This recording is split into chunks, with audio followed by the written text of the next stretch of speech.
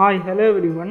இன்றைக்கி இந்த வீடியோவில் 2003 ரிலீஸ் ஆன மிஸ்டிக் ரிவர் அப்படின்ற க்ரைம் த்ரில்லர் மூவியை பற்றி தான் நம்ம பார்க்க போகிறோம்.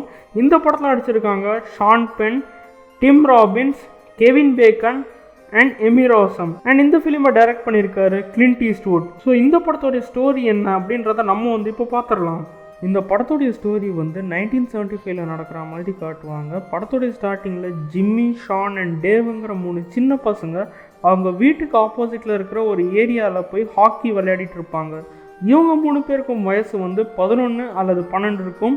அண்ட் இவங்க பாஸ்டனில் வாழ்ந்துட்டு இருப்பாங்க. இப்போ இவங்க ஹாக்கி விளையாடும் போது என்ன ஆகும்னா ஒரு கார் நிற்கும்.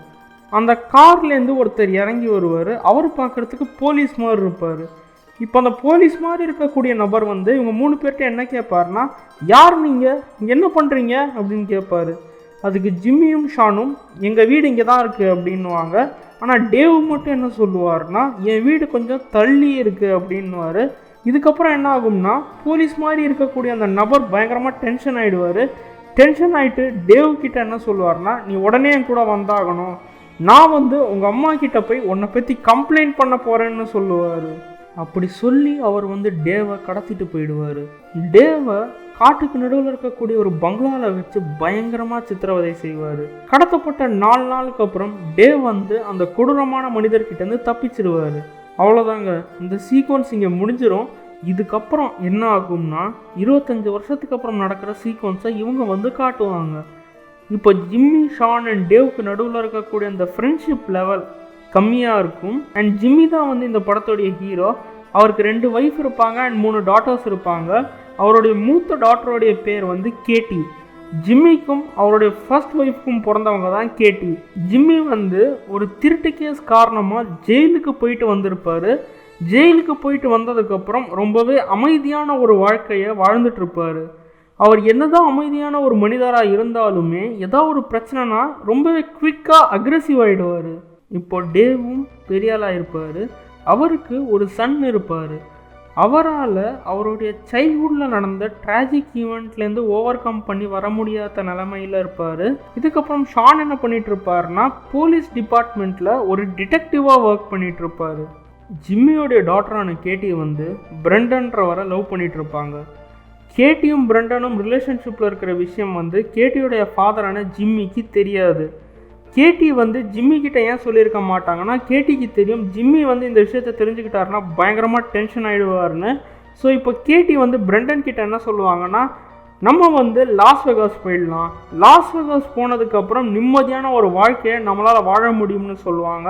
ஆனால் எதிர்பாராத விதமாக என்ன நடக்கும்னு பார்த்தீங்கன்னா, அன்றைக்கி நைட்டே கேட்டி கொலை செய்யப்படுறாங்க. இப்போ போலீஸ் டிபார்ட்மெண்ட்டில் டிடெக்டிவாக இருக்கிற ஷான் இந்த கேஸை இன்வெஸ்டிகேட் பண்ண ஆரம்பிக்கிறாரு. ஸோ யார் கேட்டியை கொலை பண்ணாங்க அண்ட் இதுக்கப்புறம் என்ன நடந்தது அப்படின்றது தான் மிஸ்டிக் ரிவர் படத்தினுடைய மீதி கதை. ஸோ இந்த மிஸ்டிக் ரிவர் படம் பார்த்தீங்கன்னா, மிஸ்டிக் ரிவர் அப்படின்ற ஒரு நாவலை அடாப்ட் பண்ணி எடுக்கப்பட்ட படம். படத்தில் நடித்த ஸ்டார் காஸ்டோடைய பெர்ஃபார்மன்ஸ் அவுட்ஸ்டாண்டிங்காக இருந்தது. அண்ட் இந்த ஃபிலிம் பார்த்தீங்கன்னா மொத்தம் 6 கேட்டகரிஸில் அகாடமி அவார்டில் நாமினேட் ஆச்சு. அண்ட் இந்த படத்தில் நடித்த ஷீன் பென் அவர்களுக்கு பெஸ்ட் ஆக்டர் அகாடமி அவார்டு கிடச்சிது. அதே மாதிரி டிம் ராபின்ஸ் அவர்களுக்கு பெஸ்ட் சப்போர்ட்டிங் ஆக்டர் கேட்டகரியில் அகாடமி அவார்டு கிடச்சிது. Fade in fade out and dissolve டிரான்சிஷன்ஸை ரொம்ப ப்ரில்லியண்ட்டாக யூஸ் பண்ணி ஜோயல் காக்ஸ் இந்த படத்தை மிக சிறப்பாக எடிட் பண்ணியிருப்பார். இந்த ஃபிலிமோடைய மெக்னிஃபிசன்ட் விஷுவலுக்காக நம்ம இந்த படத்துடைய சினிமாட்டோகிராஃபரான டாம் ஸ்டர்னை கண்டிப்பாக அப்ரிஷியேட் பண்ணணும். ஒரு த்ரில்லர் படத்துடைய எசென்ஷியல் எலிமெண்ட் என்னதுன்னா, படம் பார்க்குற ஆடியன்ஸ்க்கு அடுத்து நடக்கும்ன்ற சுவாரஸ்யத்தை அந்த படம் கொடுக்கணும். இந்த படம் ஸ்டார்டிங் டு எண்ட் பயங்கர சுவாரஸ்யமாக இருந்தது. இந்த படத்துடைய சுவாரஸ்யத்தை அதிகரிக்க வச்ச விஷயம் என்னதுன்னா, படத்தில் இவங்க காட்டின மெயின் கேரக்டர்ஸோடைய டவுன்ஃபால் தான். இந்த படத்தை ப்ராப்பர் பேஸில் கொண்டு போயிருந்தாங்க. ஃபிலிம் மேக்கிங் கற்றுக்க நினைக்கிறவங்களுக்கு ஒரு த்ரில்லர் ஃபிலிமில் எப்படி ஒரு சீக்வன்ஸை ஸ்டார்ட் பண்ணணும் அண்ட் எப்படி ஒரு சீக்வன்ஸை எண்ட் பண்ணணுன்றதை இந்த படம் பார்த்து கற்றுக்கலாம். படத்தில் வர எல்லா கேரக்டர்ஸையும் இந்த பிளாட் கூட ப்ராப்பராக கனெக்ட் பண்ணியிருந்தாங்க.